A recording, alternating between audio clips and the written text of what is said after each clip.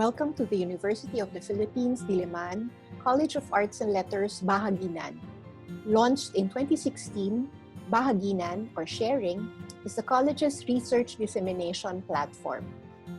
In response to the many challenges of theater artists and educators in the time of the pandemic, the Department of Speech Communication and Theater Arts, in cooperation with the Office for Initiatives in Culture and the Arts, organized Emergency Theater and Performance. Through these brown bag sessions, theater practitioners and educators will share their experiences and insights on performance making amidst the lockdown and health crisis. The sessions will run from October 9 to November 25. I wish to thank our speakers for sharing their precious time with us. No online module can match their experiences in the theater. So join us as we learn, be enlightened and inspired in the wonderful world of theater and performance. And as we say in the theater when we welcome our audience, enjoy the show! Yes, yep. Ayan, thank you. Nahanap ko pala. Thank you. Kasi, Ayan. oh no. Naglalag ako sa inyo, no?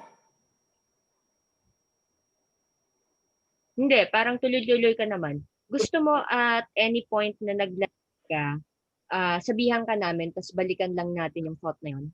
Sure. Sige. But either way, nagre-record naman from my end. So, most likely, mas ayos yung copy.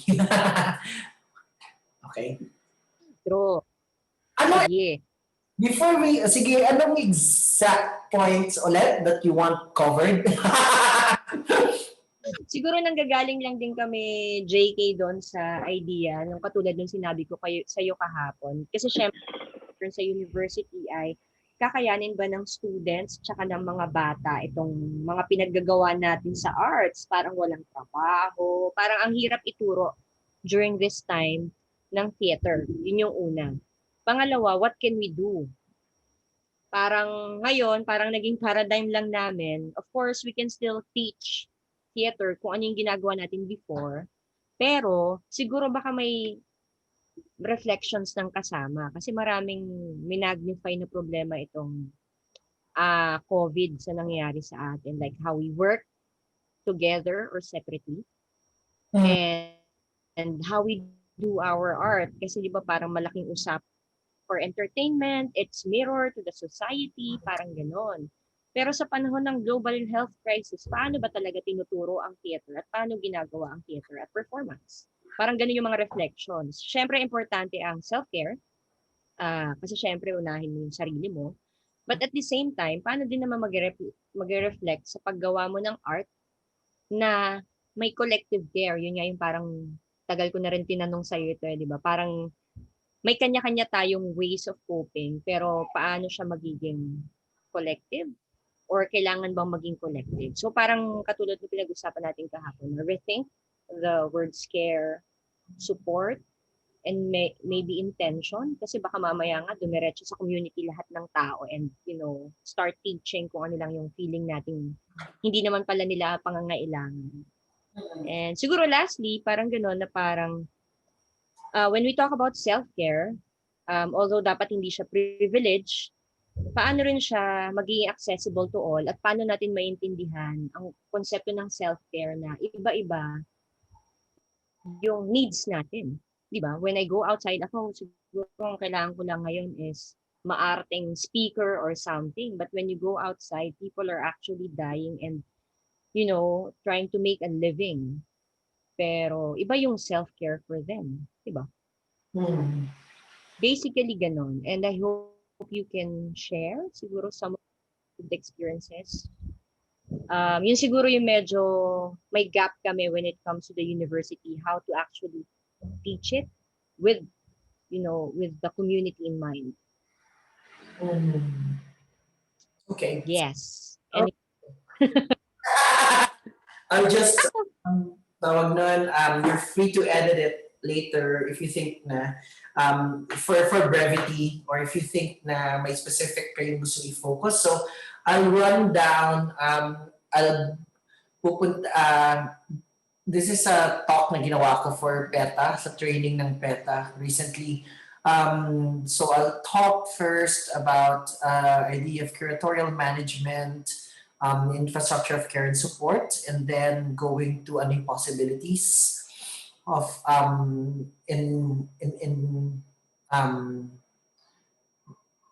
possibilities of making, no? Tapos ano yung process? Sorry, JK. Hello? Yung, sorry, from the possibilities lang. You were talking. Okay, so possibilities ng possibilities ng performance making in the time of distancing. And then maybe I'll end with some propositions siguro. May lahat ng proposition, no? But sige. Basta dire-diretso lang ako. If that's all right. Naglalag pa rin. So, we'll tell you when we're not receiving anything from you siguro. Tapos, we can go back to that point. Siguro mga keywords lang yung pwede naming sabihin sa'yo. Okay lang ba yun? Tapos, we can reserve our questions after. Kung gusto mo, or if you have questions, pwede naman kami sumagot-sagot dito. Kung okay sa'yo. Okay, sure. So let's just do the Q&A after. How long yung sharing sakali?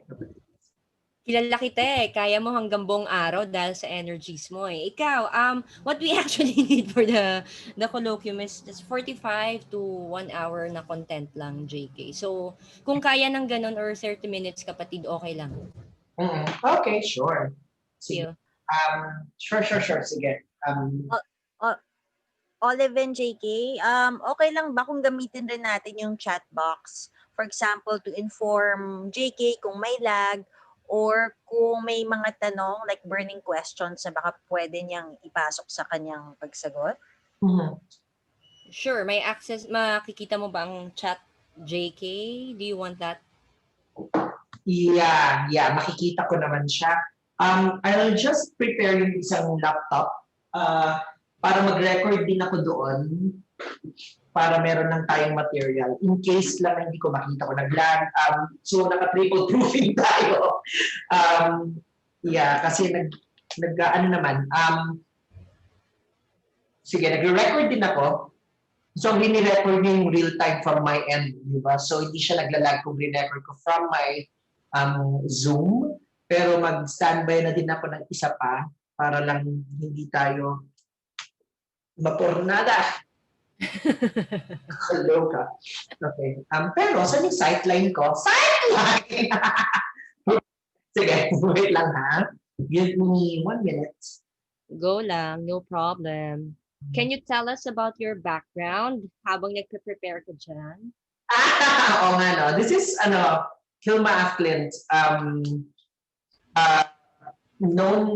She recognized siya now as the first avant-garde absurdist art painter. Pero hindi siya recognized before. Recently, nagkaroon ng nagkaroon siya ng major exhibition sa Guggenheim. Just to reclaim yung narrative niya. No? But because she's a woman, tapos medyo eclectic siya, so hindi siya regard ng art community as one of the pioneers. Pero now, reclaim yung story na yun. So si Hilma Acklint, it's very interesting. May science din siya. Meron siyang group of medium. 3 silang women, so they're forecasting the future. Tapos they're large scale. In fact, ng painting na to, kasi laki ng 2 pintuan or 3 pintuan. Habang siya nagdasin siya habang yung mga works niya. Ito. And this Maganda. Sweden. Malalaki. But she had a vision. After niyang mamatay, sabi niya, after 60 years, saka lang ilalabas yung works. At ilalabas lang siya sa isang building na spiral. Nagsa-spiraling yung And so, na-foresee niya yun. So, sa Guggenheim siya linabas. Yun. Okay. Just so you know, meron akong isang laptop na magre-record. So it's here. So may isang version, pero green lang yung background. Yan, para lang medyo economic yung oras natin. Ayan. Okay. Thank you. I'm ready, bitches! Guys, Diba? wait, mag-all black na lang. Ito na lang, para ano. Sure. Okay. So, baka pwedeng simulan mo lang, JK, na hi, I'm JK at chuchuchu, ganun lang. Sure. Okay, sagot kong chika. I-ready ko lang yung slides.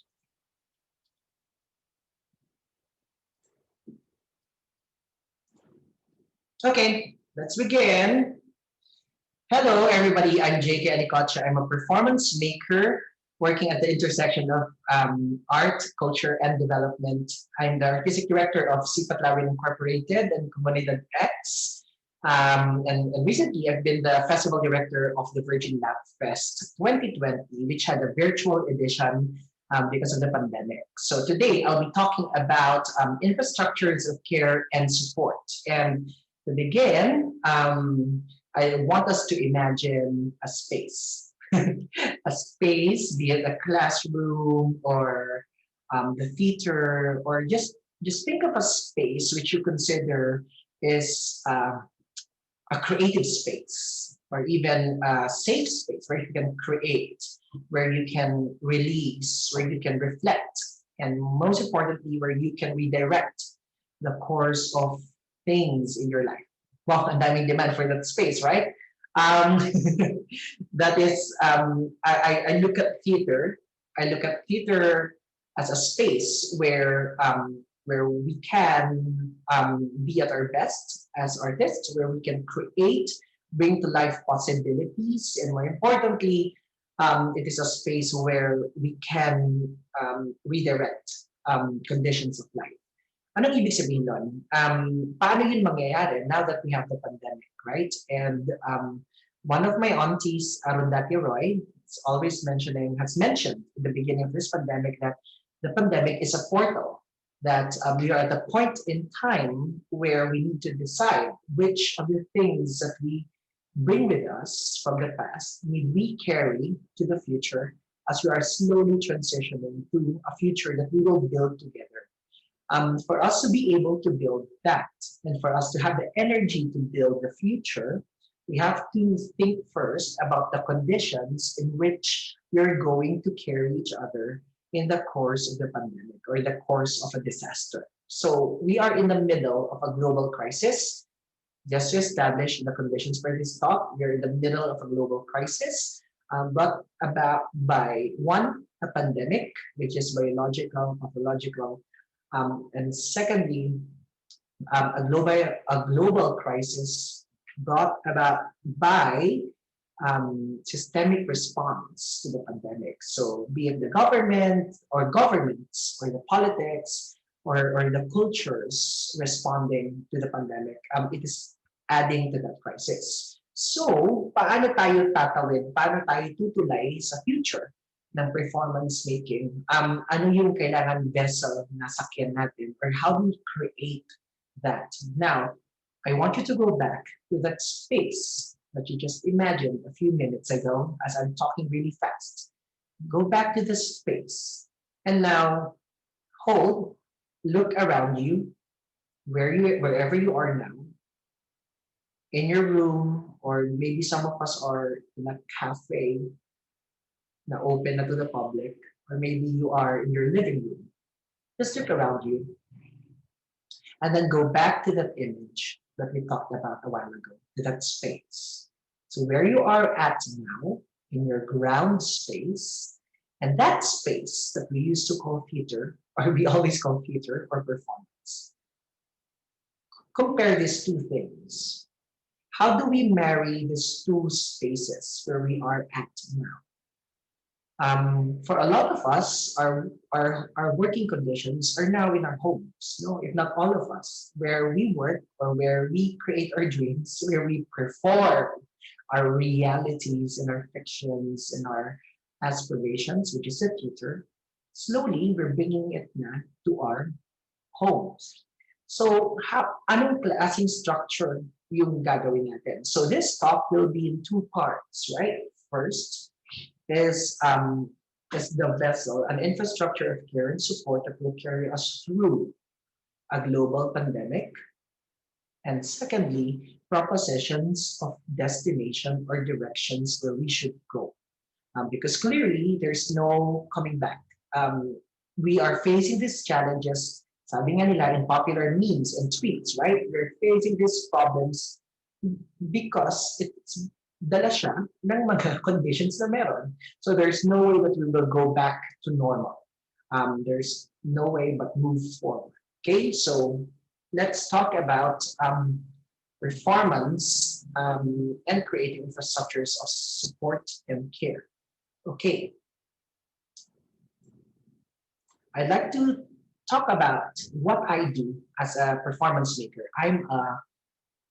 I'm a curator and festival director of various initiatives, but I look at my work as an artist in this term or in this. I frame my work as curatorial management. Some of you are heads of your organizations, or some of you are group leaders, right? Or some of you are directors. When I'm a director, I'm leading a group of educators, or even when I'm leading a group of volunteers, I look at my job as curatorial management. Curatorial management, I'd like to look at it from that sense because what is curation? This is very surface level definition of what curation is, and GMG, Google mo gaga, or Google mo girl, GMG, just Google what curation is. But first that will come out of our Googling is that to curate, and a lot of people always talk about curation as coming from that word care, right? To take care. To take charge and to take care, to spiritually charge and to take care of the spiritual conditions, to be a caretaker. So sabi dito, to select, organize, and look after the items. But organizing, sabi nga, kung babalikan natin idea of curation, is organizing and coming together and gathering people with a lot of care. And so, performance, we can define it many ways, right? But all performances are acts of gathering or acts of coming together. In Tagalog, it's pagtitipon-tipon, or we can also call it what I say, pagsasabuhay, what we bring to life together. Pagtitipon-tipon, paano tayo magtitipon-tipon kung hindi tayo pwede magkalapit-lapit? How do we, paano tayo magsasama-sama kung tayo ay magkakalayo-layo? That is a question that is generated at this point in time. So, let me tell you about my work with disasters. I've learned that, sabi nila sa disaster management, ang disaster ay, ang bagyo o ang lindol, o ang mga natural catastrophes ay catastrophes lamang at hindi disaster kapag walang human condition involved. Pero when there are human beings involved and human life affected by a catastrophe, then it becomes disaster. Okay? So you can contest again the definition of terms, but we will operate under that. There are different kinds of disaster. There's natural disaster. Natural disaster, of course, gawa ng nature, and there's a man-made disaster. There's ice cream. Natural disasters are mga natural occurrence like bagyo, lindol, tsunami, storm surge, while yung man-made disasters are gawa ng tao or because of systemic failures, or these are disasters generated and waged by men, like war. War is a disaster. Poverty is a disaster, right? Ano pa? this pandemic is now a disaster because it's waged by a disastrous thing we call government. Oof, T. Now we are looking um, at this slide. Now, it's not as if we can not do anything with disasters, right? Having worked in Yolanda, in Marawi Siege, and even in Fukushima, and doing research about disasters. In disaster response, there is this formula. It's like the formula for your disastrous love life, right? Disaster response is equal to hazard times vulnerability over capacity. Um, for a moment,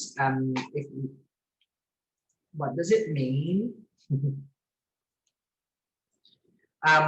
So of course, there are hazards, and of course, we're very much vulnerable, but also um, the way that we need to respond to it and for us to be able to carry through the challenges of a disaster is by capacitating ourselves. Capacity. So, nalilesen yung hazard, nalilesen yung vulnerability if we are capacitating ourselves. Now, just to pause, I want to ask you a question. What capacities do you need to build in this time of pandemic? If let's call it mutation. If we are to mutate as human beings, anong kailangan nating capacities? Have you gone planting because you're scared of, just eating canned goods the rest of your life while there's a pandemic? Or have you gone warming up or working out just because you feel like you're at the zombie apocalypse and it's the end of the world and you have to build that stamina? That's your capacity as a human being, right? But in the theater, in our organizations, in our collectives, what capacities do we need to build? That's a question for all of us, right? Capacity for what? And so, to know what capacities we need to build infrastructures of support and care. Or this is a proposal for everyone. When we create an initiative, when we gather together, when we work on a project, on the onset, ito yung baseline. How do we turn our projects, our project management structure, our aesthetic vision, our rehearsal methodologies, etc. How do we turn everything into infrastructure of supports and care?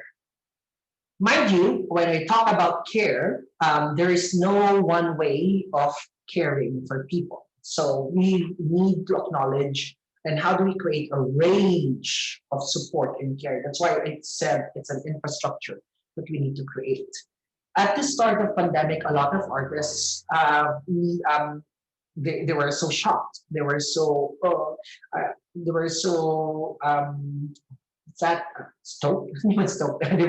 They were shaken by the conditions that are currently happening around us. At that time, the care that is needed is perhaps to rest, right? Sometimes the care that is needed is just someone to listen to. Sometimes the care that is necessary is provision for community so that people can come together and just listen to each other, how they're feeling at that moment. And sometimes one way of giving care is not just providing conditions for rest, but sometimes care is also providing the space where people can be at their best.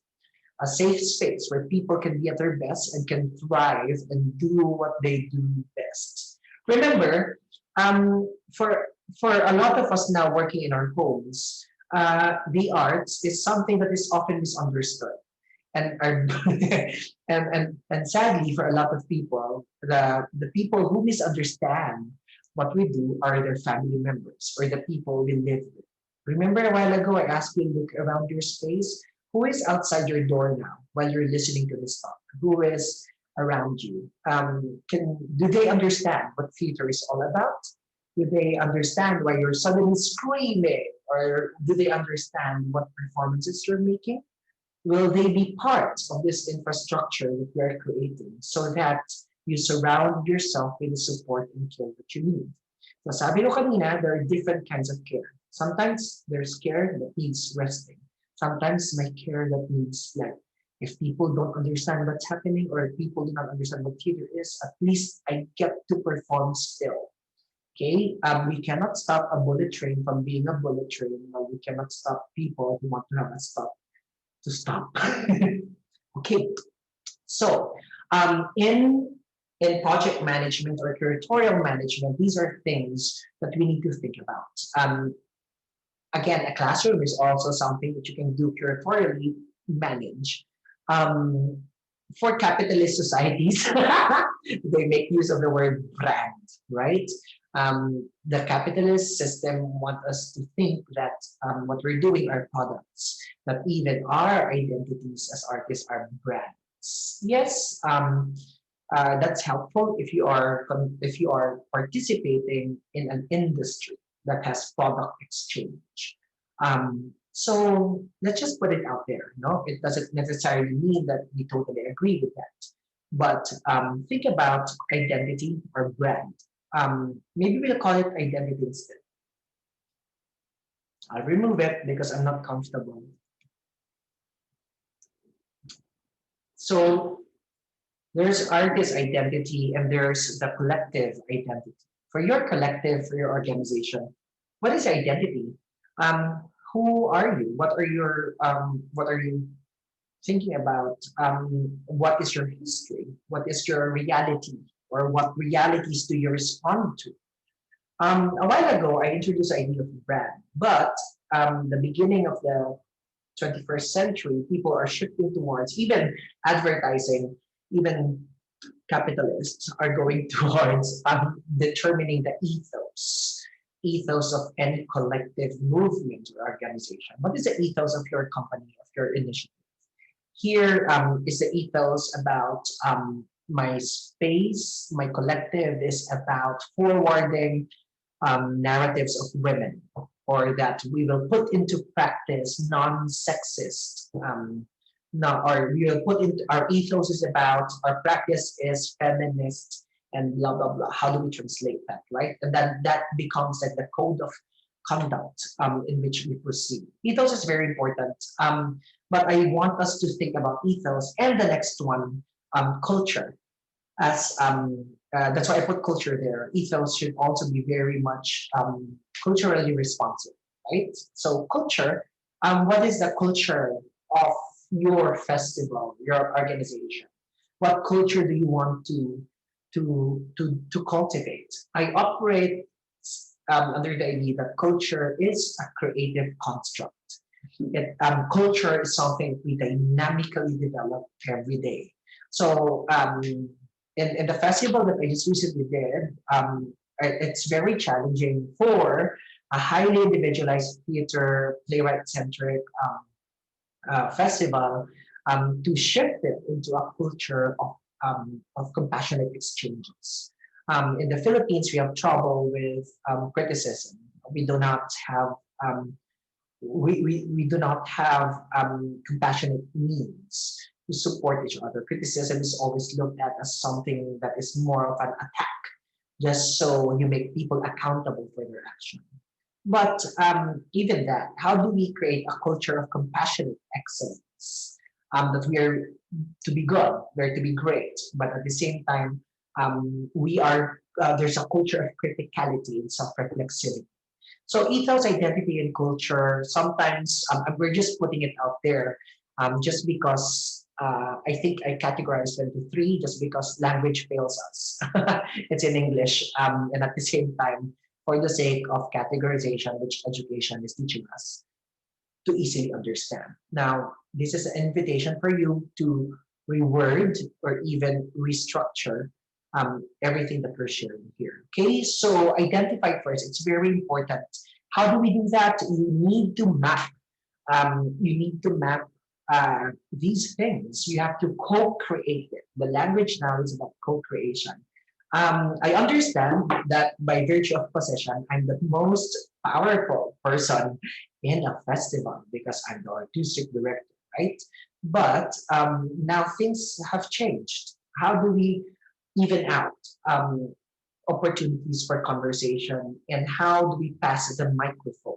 So if you're the leader of an organization, of a classroom, or an initiative, um, first, I think the tallest order for us and the most challenging thing to do is how to pass the microphone. I've been leading an ensemble of women for the past 10 years, and I'm the only one biological male. And of course, I know that because I'm artistic director, and I understand that, I have the loudest voice in the room. So I also need to understand that I have the power and the responsibility to hold space for the other voices in the room. So how do you pass the microphone and let people step forward and shift the gaze and shift the focus to other people? So it's very difficult because in the past we were taught that it's about building legacy as an artist, to build fame or to capitalize to what I said a while ago, your brand as a person. But this is a time where we are being asked to come together, set aside our egos, and at the same time to build back better, or to build better is to allow more voices in the room.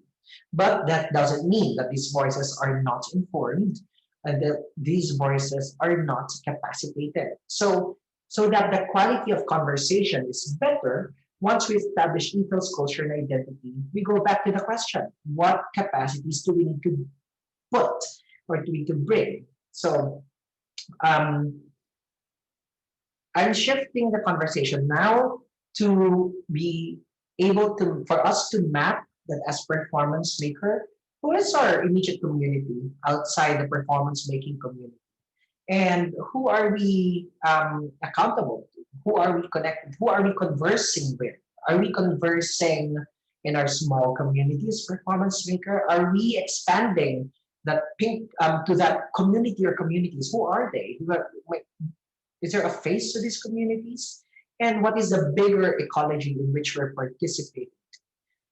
In the past, it's very safe, but at the same time, I think it's lame that we are left in our own closed and closed spaces. But now that we're opening up to more people, this is also the opportunity for us to understand the directionality of our movements or of our productions and actions, right? So, sabi ko kanina, para ma-determine natin yung infrastructure ng care and support, first, ano yung capacities, then ano yung ethos, and pangatlo, we have to map.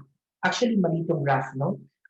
Because this should be like expanding, ever expanding. So it's like a family tree or mapping a forest in which, am I conversing to education? Am I conversing to educators? Am I conversing to national politics? Am I talking to blah, blah, blah? No? So it's important to determine that. Now, this is an example of a curatorial agenda that I have set for a festival I've managed. It's called the Virgin Labfest. So it happened at the beginning of a pandemic, and to see how we apply, the things that I just discussed in this curatorial agenda. I will read it as you read it also. No, first is to recalibrate the Labfest as development platform for new plays, championing new voices, exploring processes of collaboration and new ways of meaning making.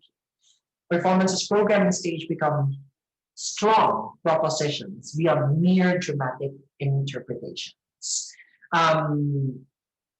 Here we see that naka-bold yung strong propositions and dramatic beyond dramatic interpretations. New ways of meaning making, new voices. It's creating an opportunity for these new voices. It's creating also a platform for new ways of meaning making.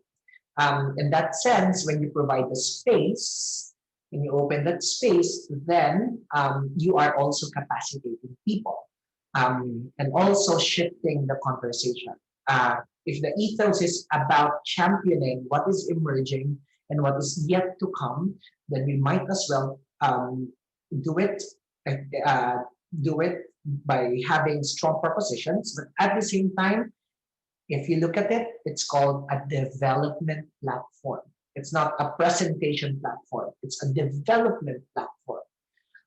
Why? It's very important because these capacities need a space to happen. No? I'm just, I think it's like a Robin Hood syndrome.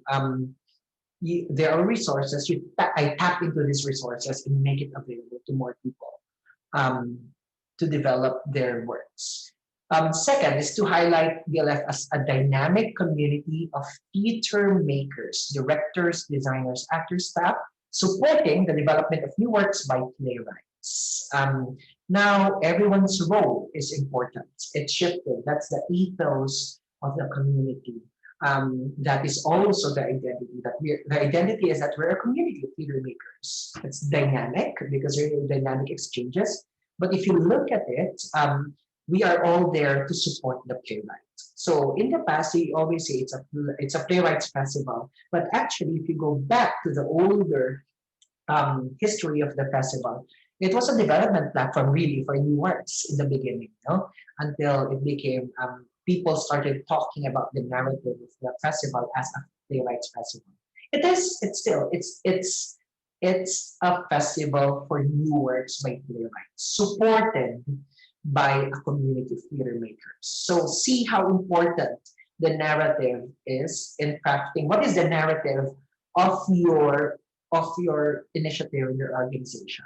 Baka nga hindi to curatorial agenda. It's more like the initiative narrative. Narrative, how we tell the story and how we practice the story of our initiatives are very important. Okay. And lastly, so it's put there. It's a creative ecology. That's its brand. Providing safe space for creation where everyone's encouraged to exchange ideas and help build new capacities online and on the ground. Our audience take part in the community as we generously share processes and discoveries. So yun, i-checklist nyo yun, what I mentioned a while ago. And lastly, to craft VLF as premier laboratory and learning hub for sound, lights, prop designers, directors, and virtual technicians. We learn by doing. We exchanges learners with our audience who are learners, practitioners of performing arts. We are, with our virtual migration, it becomes a pioneering festival testing uncharted territories, experimenting on new modes of storytelling using available media, challenging notions of audienceship, and testing possible modes of critical engagements with the virtual public. Not all of that we achieved in a short time, but that was the direction where we intend to lead everyone. Okay, so let's go more to making and doing, right? So how do we craft these engagements? Yung infrastructure, paano mo nga gagawin? I'm a very pragmatic person, as much as I talk a lot and I like ideas, but a lot of the ideas generated are very much based on practice. So this one, pre-live, live events, and post-live. A performance is not just about the act of performing, right? Or the 2 hours of performing.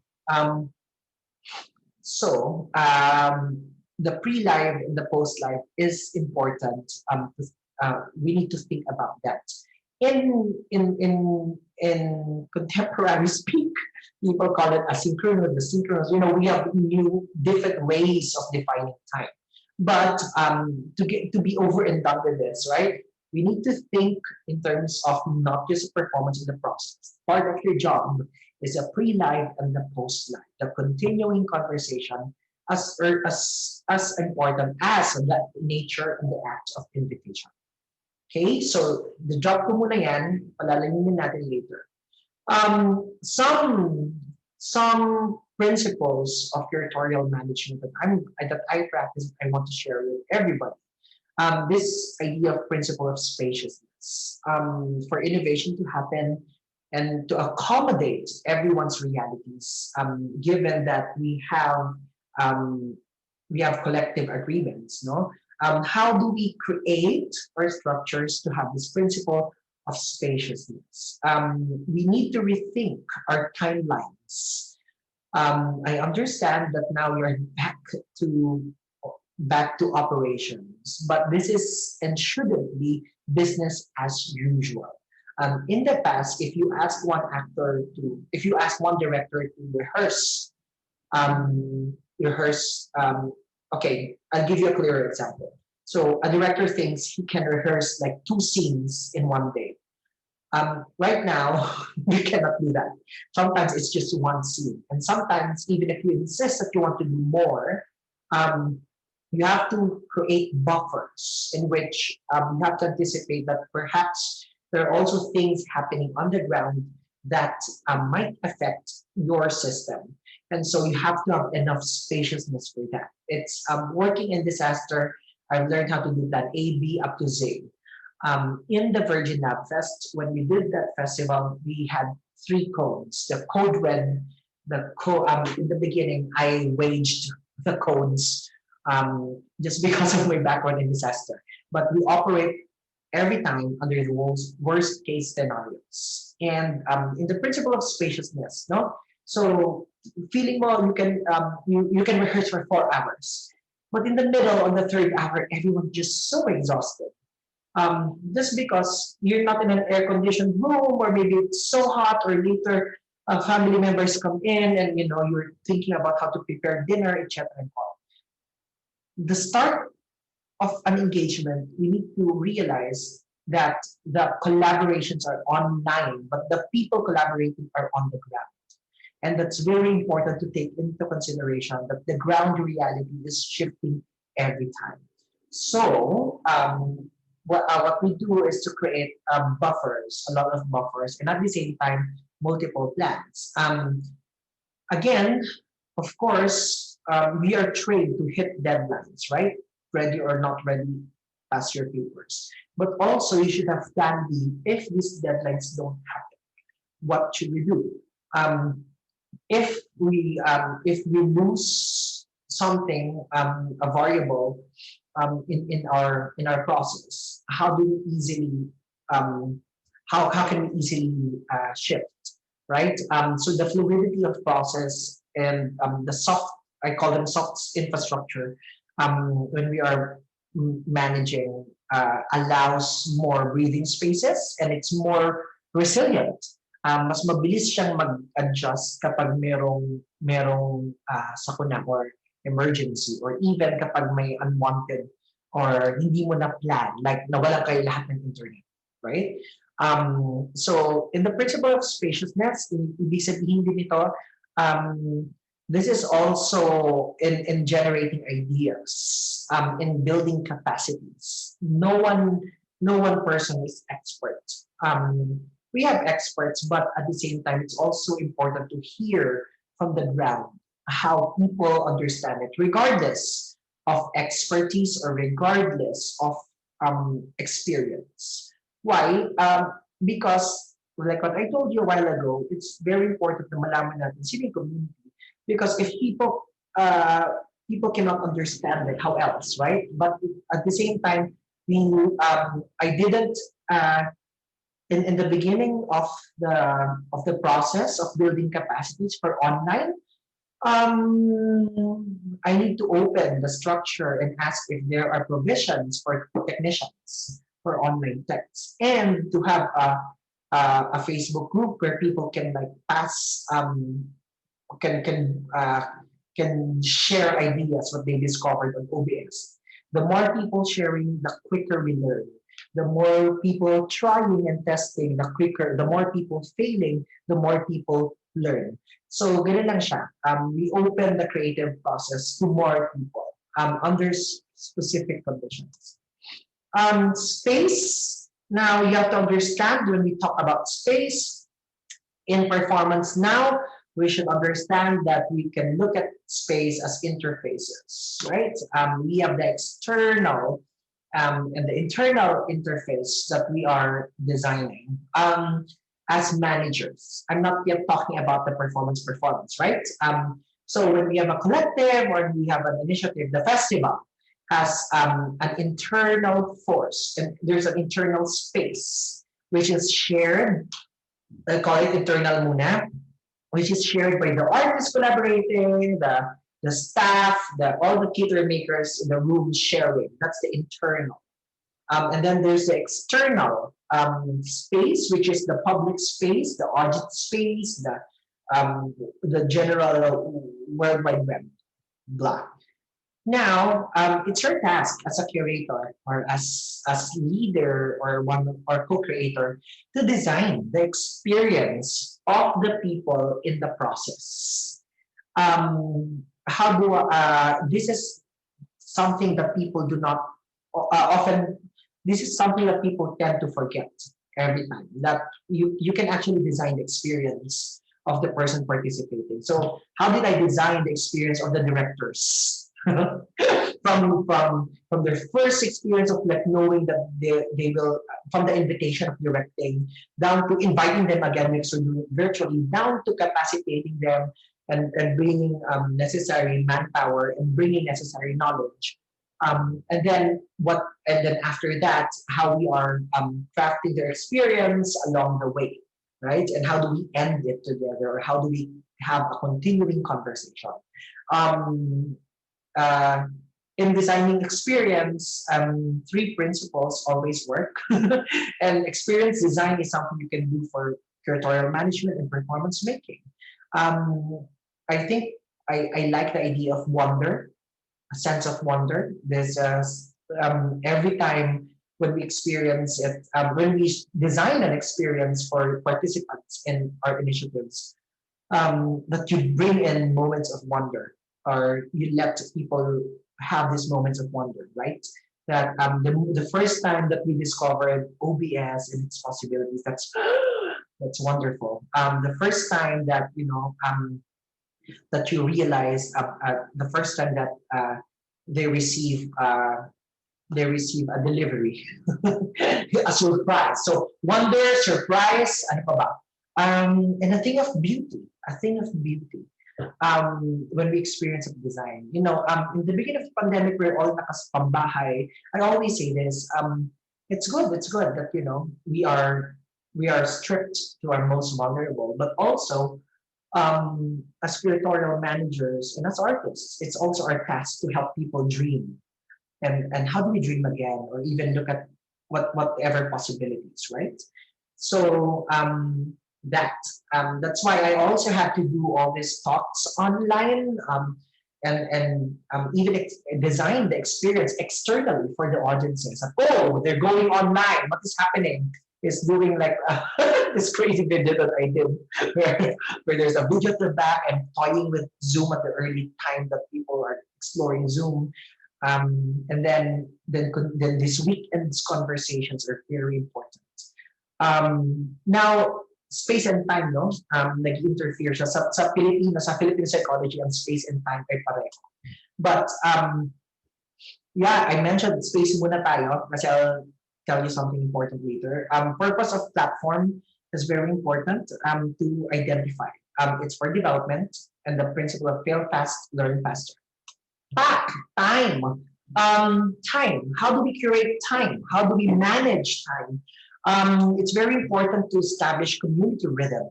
The community rhythm, it's something that it's a way of checking in on each other, and at the same time, it's like that wave that brings everyone together. Again, being familiar with different cultures, togetherness doesn't necessarily mean giving up your individuality, right? It's also providing a space for different rhythms. So, what are these community rhythm? How do we build that? It's very important. Basic, kunwari. We provide like every Mondays there's an informal kapihan, so people gather and let's not talk about work, but let's just hang out and create that rhythm. But every Monday, even if you're sleepy, you're just listening to people you don't regularly meet because you're in separate Zoom rooms. That's the idea of community rhythm. But we know that every Friday that we will be testing one performance, or at midnight we know that our technicians are online, our tech artists are online. That's a nice term, tech artists. But all scientists are artists. And God, charing. Okay. So community rhythm, design that one. Again, do not go back to your usual ways of like just putting deadlines. The deadlines are, we can easily meet them if we can follow the rhythm when they're being done. Also, I told you about this is something that we're thinking about to help everyone be at their best, min-maxing, minimum effort, maximum impact. Sometimes this also means like crowdsourcing or collective co-creation, right? How do we do this? Just drop the question, boom, boom, boom, boom, boom. Let's make our help us talk about the performances. Boom, boom, boom, boom, boom. What are the things that you can do? What are the things that can be done without without taking the task on your own? So share. It's also sharing the task, delegation, because of basic management. But also in the time, we need to guide everyone to have conditions for self-regulation. As an artist, I think baseline and passion, we're all passionate. So I don't take it as an answer when people say, I'm passionate, we all are. But also as leaders or as managers, as instigators, how do we support them to be able to have their means for self-regulation, right? Of course, you cannot stop people from doing their best, and that's very much encouraged. But at the same time, we need to give them like lampposts to cap off. Sometimes they don't know that they're being burnt out just because tuloy-tuloy lang, because they're passionate. But to begin with, if we say that we do not encourage, at least let's have this day or days as rest, then no working on that day as much as possible. We're guilty. We weren't able to do that because eventually we mishandled, not really mishandled, but we miscalculated time that is needed. And remember that what we can do in 20 rehearsals, you have to do it in 40 or more. So the pre-live, live events, and these are some thoughts that I'm leaving with you. What are the in our initiatives? What are the human or community resources that can be exchanged? I talk about the air, water, and land. This is a management principle in disaster. Hold. I will look for that. Nasan siya? Gusto niyo yan? Sagot ko yung chika. Wait lang guys, ang ihanapin ako. Gusto mo yun. Wow, where is that? Oops, I cannot find it. Anyway, hindi ko lang siya i-share. Okay. Oh, I think I'm not sharing the right slide.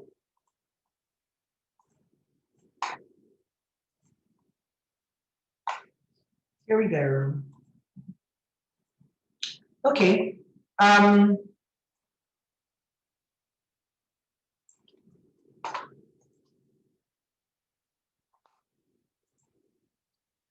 work. So here are just some principles or some management guide that you can do. I mentioned most of them a while ago, but this is interesting: the air, water, and land.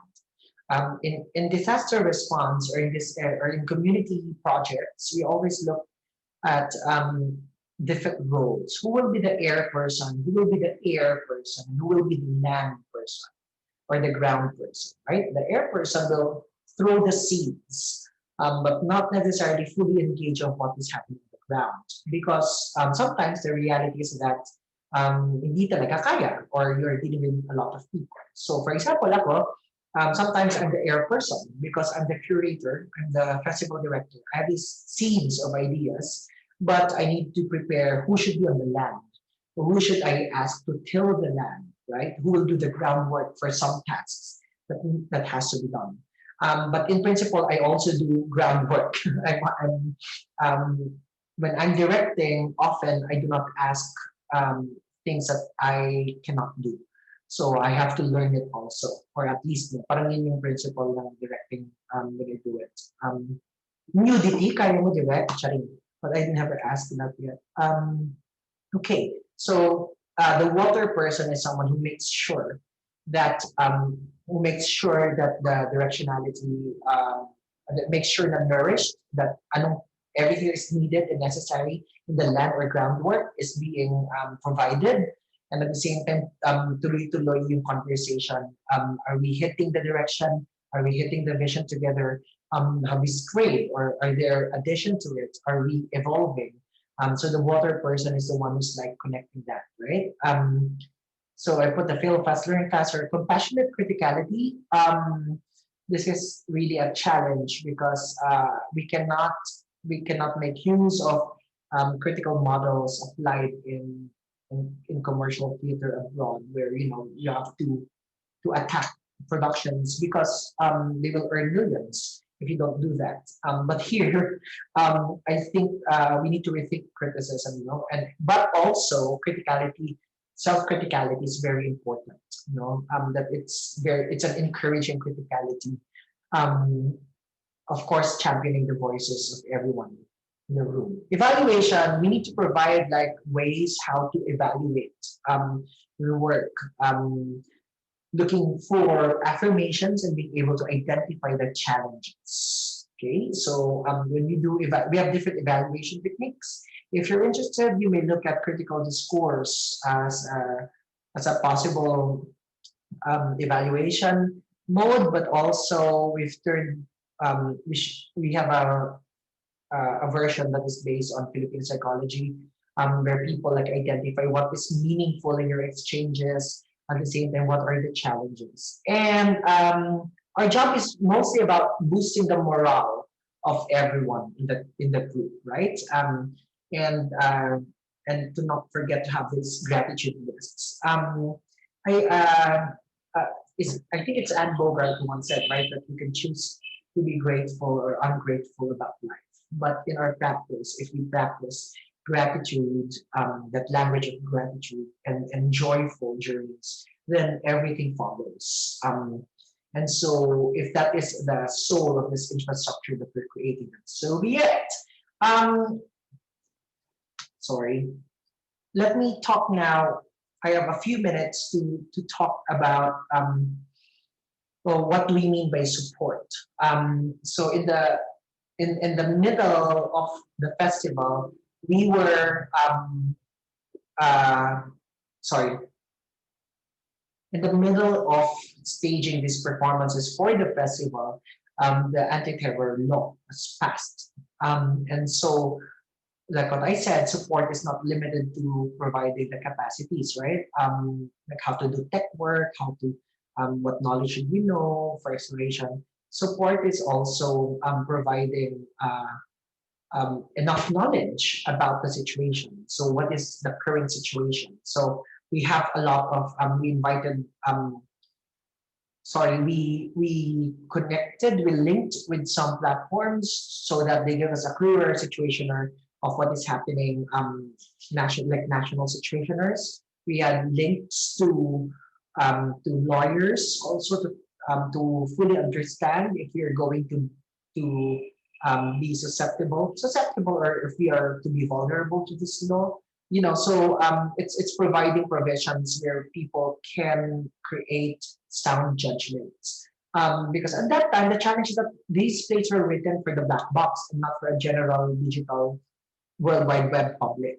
And so even the idea of rights, when the plays were written based on pop culture, and then you're going to use something, so how do we support that? How do we understand copyrights online? So necessary infrastructure and support so that people can function, people can do their best. Okay, so I'll move forward to, so saan na tayo pupunta? What are we to do now? What's next? Thank you for coming, Charin. Okay. After doing a lot of work digitally, I just recently concluded a 72-hour performance, exhausting different ways of participatory art making and hosting different laboratories online. Um, I think we should ask better questions now. So first is what we were asking 6 months ago is how to migrate online, how to create all our processes online, how to perform online. Now we're shifting the questions. No, um, how one colleague is asking, how do we gather in the time of distancing, or how do we make performances in the time of distancing? It doesn't mean creating a digital work, right? The next thing that I'm asking is that how can online performances inform ground realities? And how can ground realities inform the way we're creating works online? Um, then another question is, and another challenge for all of us, how do we activate grassroots, or how do we activate the immediate ground? There are a lot of possibilities. We have to acknowledge also that being online, as much as it opened the theater doors, windows, Zoom windows to a lot of people, like doors. it opened, it opened the theater to a lot of homes, or a lot of homes opened their rooms to a lot of theater, whichever way. We have to think about it as something that is also accessed from a point of privilege. And as much as we're doing it online, we have to think who is not here with us, who is not still accessing these works, or who is excluded in this conversation. So once we map who are excluded in these conversations, then maybe we should find ways also to go back to the ground. Currently, we're exploring theater in a bike pack, where we're working with villages or barangays. So we get the permit where we roam around their village streets, and while we are on speakers, loudspeakers, and children and adults are just in the comforts of their homes, where they can look at their balcony, or just peep outside and can see a performance. We can also work with possibility of treasure hunts, right? But make sure that you are disinfecting. We haven't yet we have yet to mobilize and maximize possibility of slow mail, grab delivery, what else? So these are things that doesn't need to happen online, because the online doesn't necessarily mean that it's the only space. It can also be the space of repository or an archive of something that happens on the ground. No? So to perform just to one person or two, or like what I said, actually it's easier to perform digital, to perform to random strangers you haven't met, than making a performance for your neighbor. So we need to think about hyper locality, and making these performances and be in solidarity with people on the ground. So that's I'm for a person working with communities, the most challenging communities are the closest to me. Figuratively, of course, my family, it's challenging, and secondly, physically, geographically, my neighborhood. So that's something that I'm thinking about and reflecting on.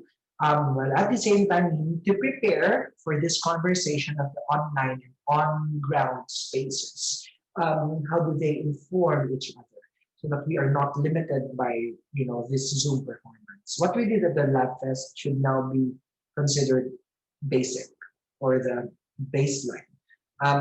Anything that has to come after that should be another proposition again of how we can be together, and how we can create this infrastructure in which we're supporting not just our fellow artists, but also our audiences. So in that infrastructure of care and support, that one end goal is also how to create performance as the infrastructure of care and support for our audiences then, not just for the artists involved.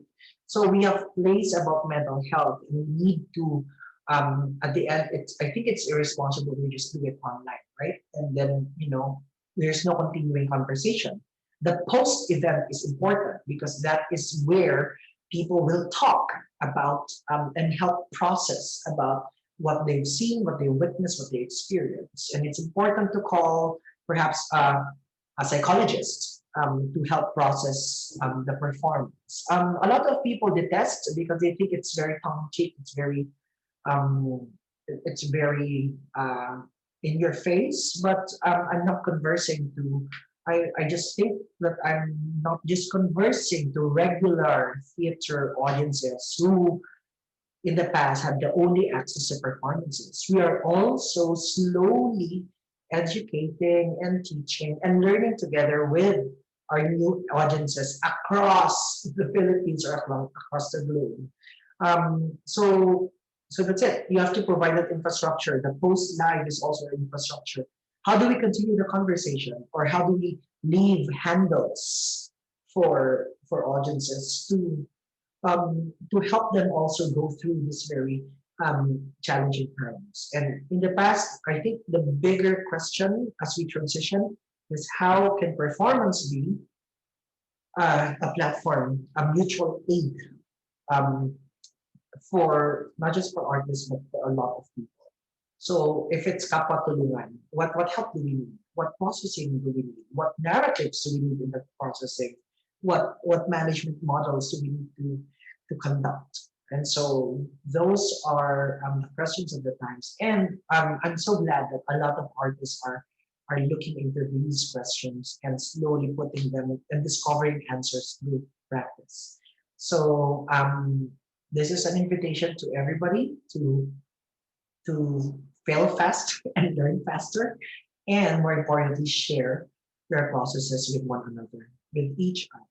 And I thank you. Salamat. Thank you, JK, for your generosity. Summarize ko lang mabilis, kapatid, di ba? Ang ganda nung sinabi mo that we have to rethink the word online siguro, how we archive things online, pwede siyang digital platform mo ng mga archives na ginagawa mo ngayon. Tapos ang maganda rin, rethinking the acts of gathering that we do online. Siguro mga nakuha ko from you. And of course, acknowledging our privileges sa na to, and siguro i-connect yon sa ginagawa natin. Paano tayo gagawa ng grounded work? And at the same time, siguro yung sinasabi mo nga na this is a proposition, itong mga ginagawa natin ngayon sa panahon ng global health crisis, proposition ito, anong pwedeng i-rethink sa structure ng theater and performance. And at the same time, siguro stand din to natin sa nangyayaring national affairs. So parang yung sociality nitong ginagawa nating mga performances. And in order to do that is to ask better and maybe difficult questions sa panahon ngayon. So thank you for that. Baka may tanong sila Ish at sila Isa kay JK bago natin siya pakawalan. I'd like to respond to that lang din, no, talaga. I think I was at the Cultural Center of the Philippines the other day, and the theaters are closed, and I was struck by that situation, no? And I was asking what is the programming for the next few years, and this is something that in a lot of international spaces and platforms, they've looked at 2021, even early 2022, as something that is not really happening on the ground face to face, just because regardless to living conditions. And so I'm also so it struck me a lot, this closures of these physical spaces. But I haven't worked so much in the black box as much as the streets have been my platform for performing. But I also it came to mind that oh wow, maybe in 2 years' time there will be no theater people, theater artists going back to the theater or even to the profession or to the practice. Why? Just because the next few years people will look for other means of survival and other work. We're glad that I teach, you teach. We have other extensions of our practice, but for a lot of technicians, sound technicians, theater technicians, and even actors, they will find alternative means of providing livelihood for themselves. So we need to rethink about that. What uh, when we go back to the theater, what should we change really? How can it be the space that can sustain really? Because it's not until now. It just told us, and we just realized it's not really sustainable.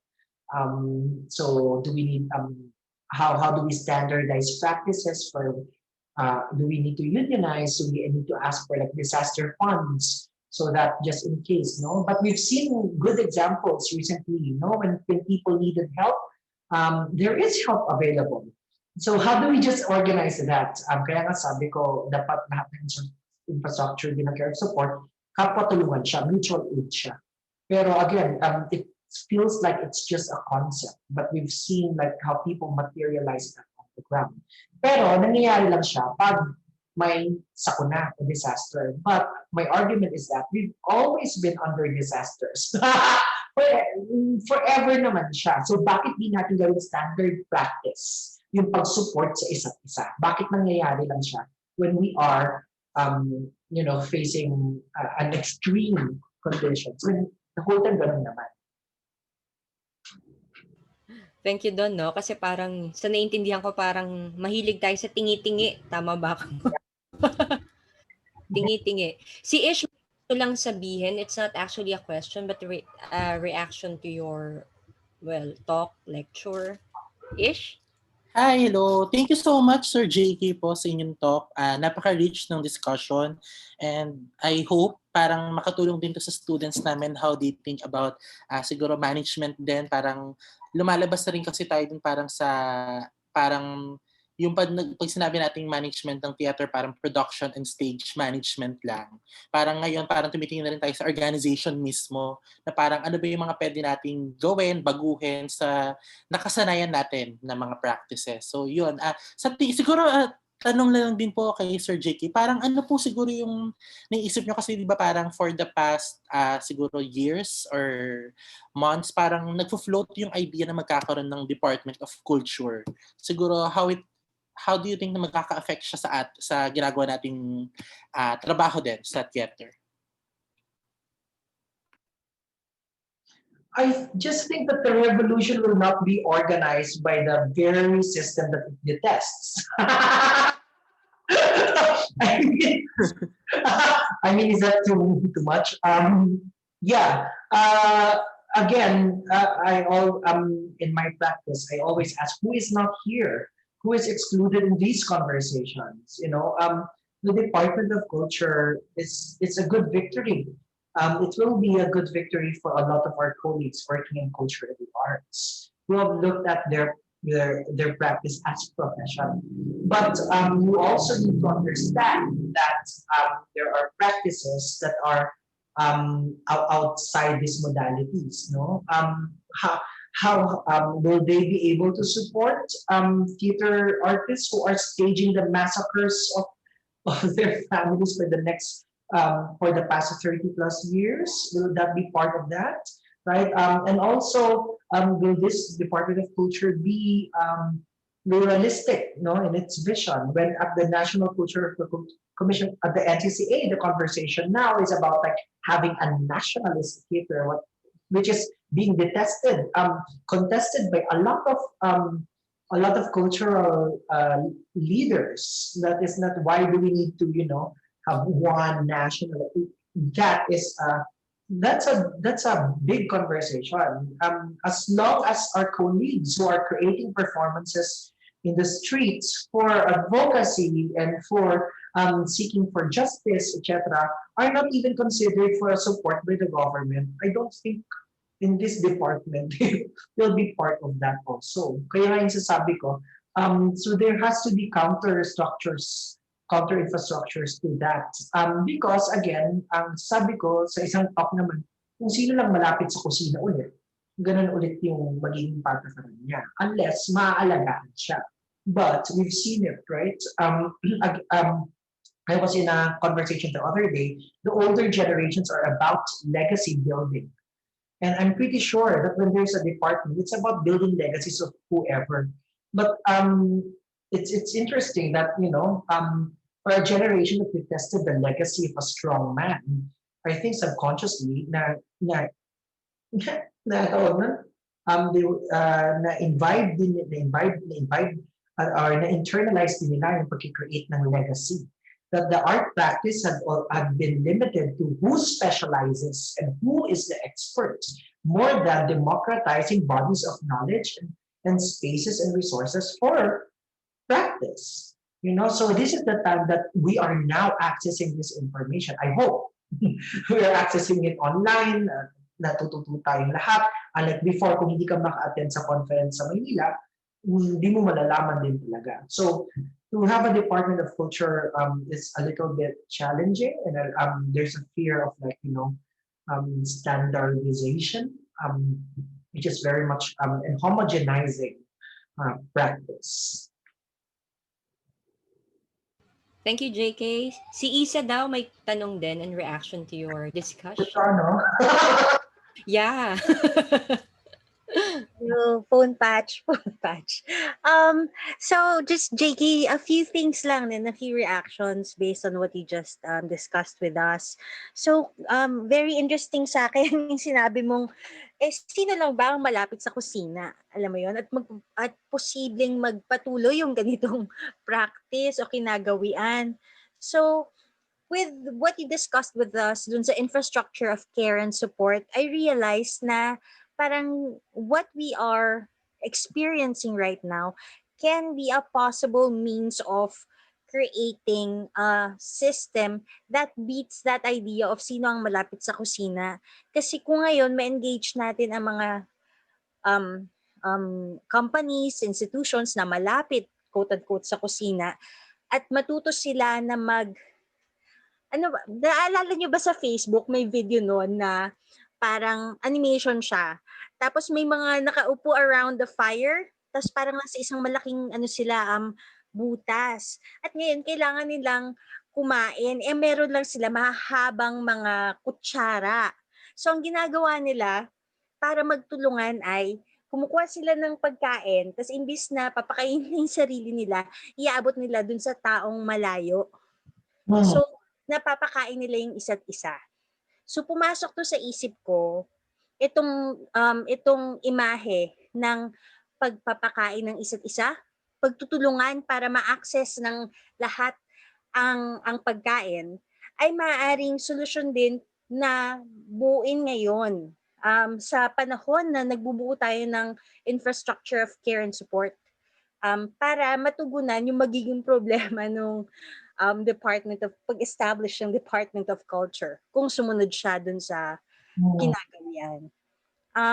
Also, kanina, when you were talking about management, na tuwa ako kasi kahit papano nabuksan mo yung aming imahinasyon at sigurado ako imahinasyon ng aming mga estudyante na tignan ang management systems at systems of organization bilang imahe kasi you were talking about systems, air, land, and water. Because a lot of our students are reading management systems from books at mostly are Western books. So malaking mapupulot nun sa pag-situate nung ganong system sa current na kinagalawan nila sa komunidad o kung paano maintindihan ano bang relasyon ng hangin sa lupa at sa tubig.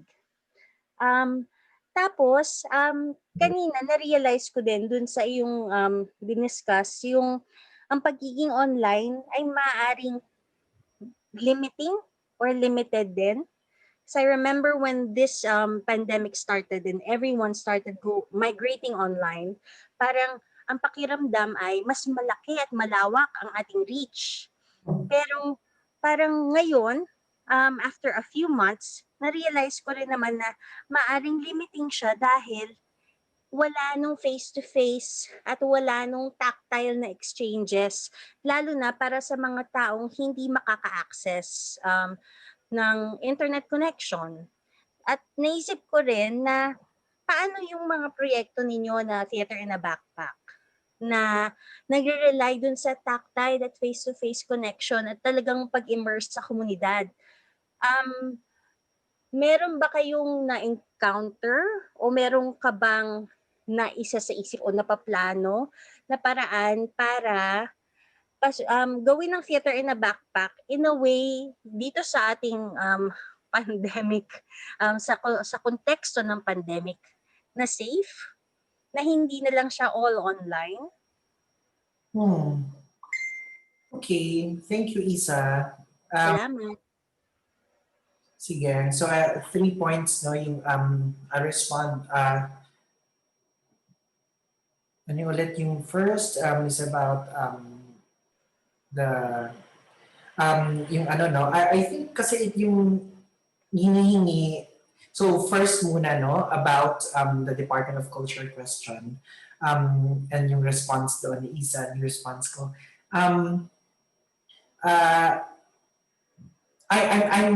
I'm giving this tall order to all of us, as much as this is something that we're discovering every day into the pandemic. After or even now, in the middle of the pandemic, the resources are very limited, and that it's human beings' tendency to secure kung ano yung sariling resources nila.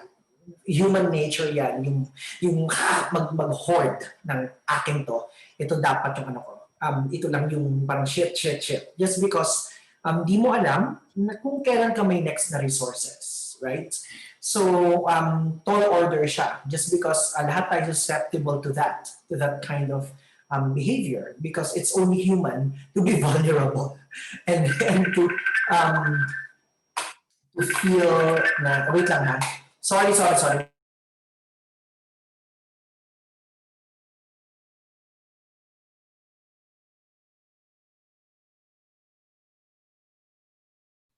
Huwag natin i-cut tong moment na to, ha? Charot.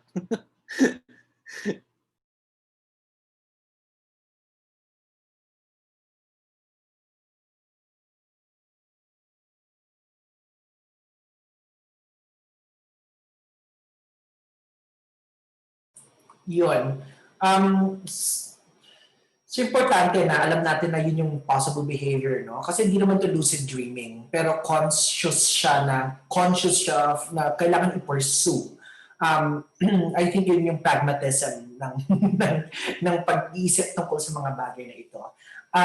And this is the time na hindi siya time ng gatekeeping pero kaya nga sinishift natin yung language to caretaking. So yung capitalist model talaga, owners ka ng land, owner ka ng idea, owner ka ng ano. But in indigenous culture, di ba, they're not owners of the land, they're caretakers of the land. They're caretakers of that provides resources. So paano nga tayo caretaker? Hindi lang ng theater, no?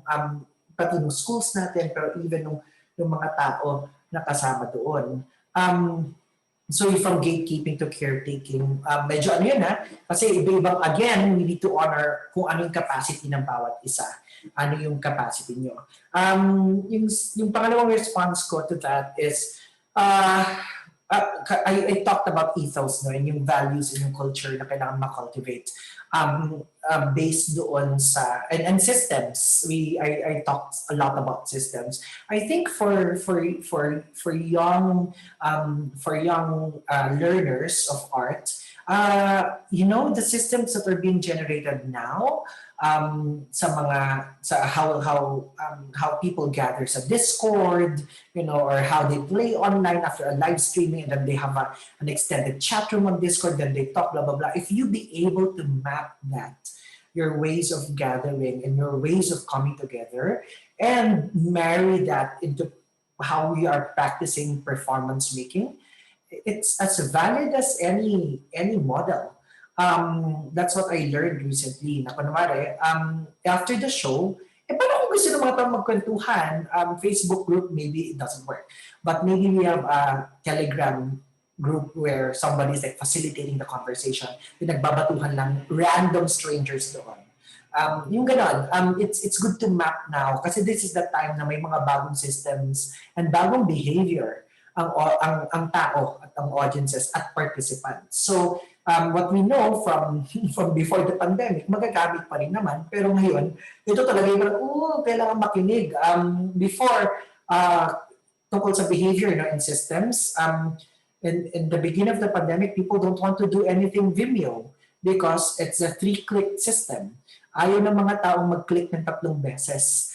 Kung pwede, kung nandiyan na, click, nood na agad. Pero yung click, sign in, click, log in, click, ang dami ganon.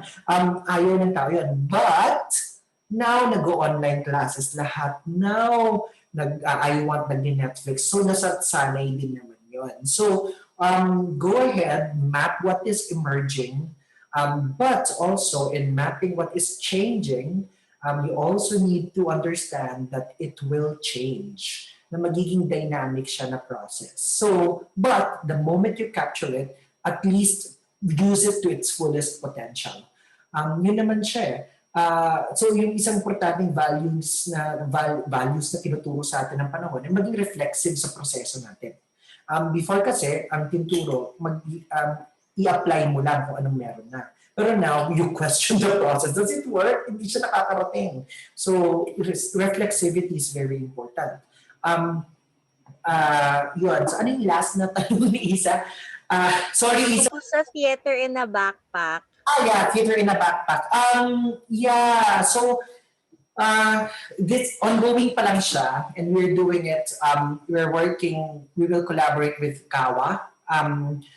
Yung Kawa na nagpo-provide ng food sa mga homeless, sila may paner. And we're looking at doing it sa South Cemetery kasi siya ginagawa, nagpapakain doon. So, may distancing naman. Tig-isa kaming nicho, di ba? But yeah, I think before we be able to do that, we need to secure first insurance sa mga tao. Are we safe? Kung magkasakit tayo? It's not about doing it lang kasi It's not about the will. Again, passion is baseline, right? And willingness, baseline yan. Pero yung ibang procedures kailangan dalawin natin. So, yun. There's also, where I'm at currently, I am, in terms of practice as an artist din, na hindi hiwalay sa curatorial management, I'm at the point where nandun naman ako sa reflexivity on digital spaces as surveillance. So the next work that I will do is problematizing how to leave no traces behind.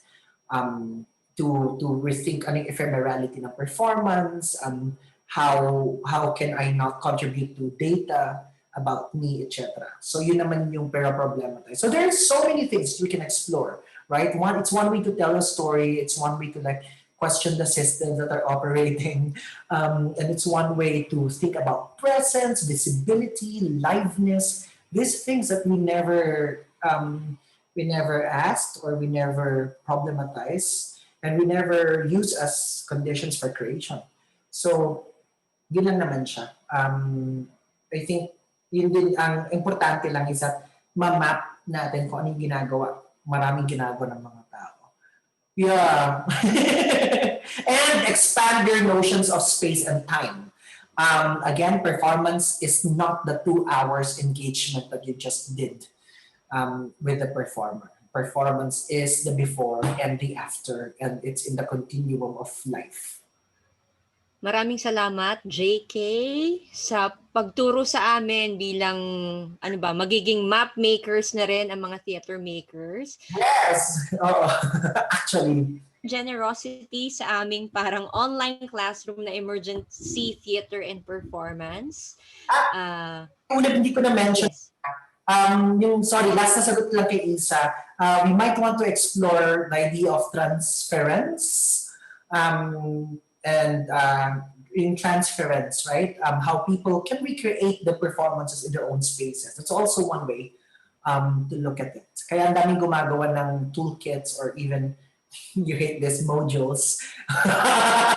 Pero paano ngayon na dami ng pwedeng parang, oops, I can do what they did. Yun lang po. Totoo. Salamat, JK. With this, we stop recording siguro muna? Yeah, sure.